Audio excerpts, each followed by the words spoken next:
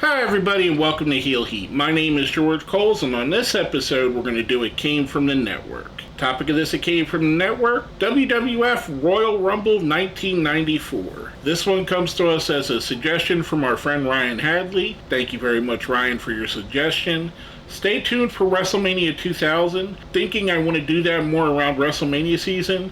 And if I forget and we're a couple weeks out of WrestleMania, please remind me that I promised you I would do that. That being said, if you haven't seen my shows before, I grade everything on a 1 to 5 scale. 1 is the worst, 5 is the best. Let's jump right in. The first match of the evening, we have Tatanka versus Bam Bam Bigelow. Bam Bam is escorted to the ring by Luna Vachon. I enjoyed this match. I thought it was good. I kind of feel like Bam Bam was put on the back burner and made to look unimportant by this point. This was a good match. It wasn't a great match. Tatanka does win here. I'm giving this one a 3. Next up, we have the Quebecers, which is Jacques and Pierre. Jacques is Jacques Rougeau. Pierre is Pierre Roulette, aka PCO. They're going up against Owen and Brett, the Hart brothers. They showed a preview before this of all the dissension since Survivor Series between Owen and Brett.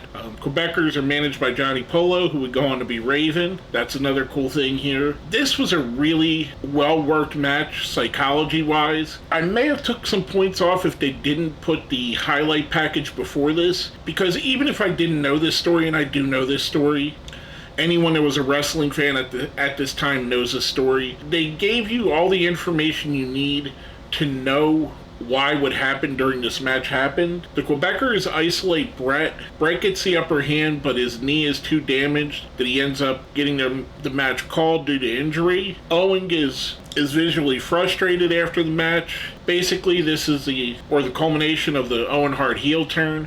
He kicks Brett's leg out from under him, thus injuring his brother, calling him selfish. This is where, to me, Owen Hart went from a really good wrestler to a great wrestler. Owen as a heel is top-notch. He's one of the guys, in my opinion, that should have got a run as a world champion. And I really believe that if he would have lived a little bit longer, it would have came to pass. He would have made a perfect opponent for Steve Austin. I mean, they had great matches before, but even if he lived a little bit longer, he would have made a great opponent for Austin going forward. I'm going to give that one a 5. Like I said, the story that they told here was really good, especially the video package leading into this, letting you know if this is the first show you watched, you know this story leading up this far. Next, we have for the Intercontinental Championship, Razor Ramon defending against IRS Erwin R. Shyster, aka Mike Rotunda. This is a pretty good match. I mean, if you look back at the time, Razor Ramon's probably one of the better workers in WWE, one of the better in-ring wrestlers there is. Put that with his charisma, put that with his promos, and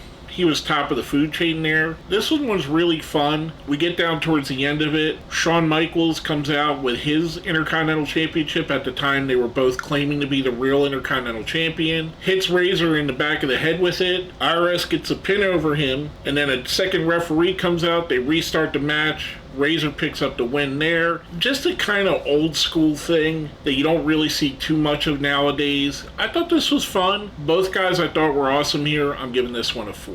Next up for the WWF Championship, we have Yokozuna defending against The Undertaker in a casket match. I'm going to say this right up front.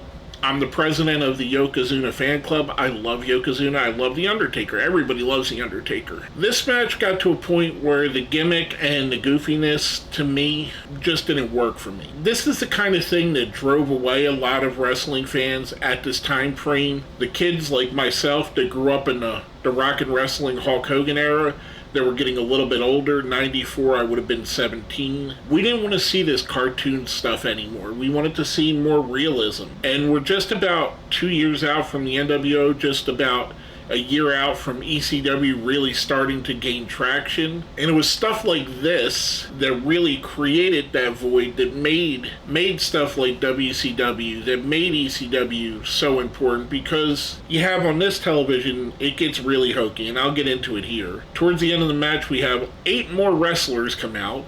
Crush, the Great Kabuki, Tenryu, who's there for the Royal Rumble, Jeff Jarrett, Samu and Fatu, the Head Shrinkers, Bam Bam Bigelow, Adam Bomb, and and Diesel, Kevin Nash. So it takes 9 wrestlers. You have tag team champion, former tag champions in Samu and Fatu and Crush, former Intercontinental champion multiple times in Jeff Jarrett. Nash and Yokozuna both have been world champions. Adam Bomb, he's been a WCW tag champion. Kabuki's a legend at this point. Tenryu's a legend at this point. So it took all of those guys to beat The Undertaker, and I understand the gimmick, don't get me wrong.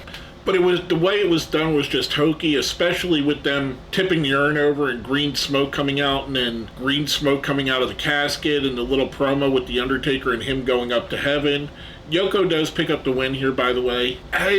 Just to me, I just didn't enjoy it on the watch back. I don't remember enjoying it at real time either, and these were two guys I like to watch. I'm giving this one a 2.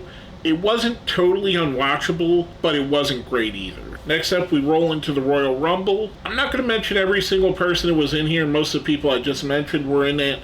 This was really fun. I enjoy this Royal Rumble. It's a stark comparison to what we have now, where the surprise returns and the surprise appearances are what makes a Royal Rumble almost as much as the guy that goes in as being the favorite winning it would. This was a really great year for the Rumble. Diesel dominates the Rumble in kind of what would turn out to be the Kane role many years later, where he eliminated a bunch of people but didn't end up winning it. Ultimately, it comes down to Bret Hart and Lex Luger. They both kind of hug each other and go out over the ropes and hit the floor at the same time. It's determined that they're both the winners, which leads us to the WrestleMania situation where they kind of have a whole conglomeration of Bret versus Owen and Luger versus Yoko and then Bret versus Yoko. It's a whole thing. That actually, one of my favorite WrestleMania is WrestleMania 10. This is one of my favorite Royal Rumbles. I thought this was a really fun Royal Rumble. I'm giving the match itself a 5. I thought it was fun. Other than Yokozuna and Undertaker, I thought this was a really solid card. The Quebecers and Bret and Owen was really good storyline-wise. Tatanka and Bam Bam was good. A good match, not a great match. Razor Ramon and IRS put on a good match, a solid match here. There was a lot that was pushed forward, a lot of storylines that went forward here.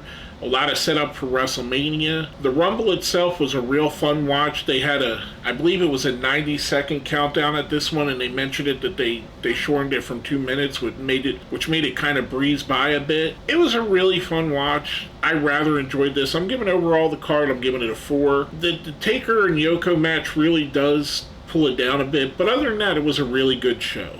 I definitely recommend checking this out. Again, thank you to Ryan for recommending this. If you want to make a recommendation, put it right down here in the comments. I'll see what I can do to get to it. With all that being said, let's smash that like button, share the video, subscribe if you haven't, and if you made it all the way to the end, tell me who you think should have won, Bret Hart or Lex Luger. Put it down in the comments, pick one or the other, you can't pick them both. With all that being said, my name is George Coles, and this has been another It Came From The Network.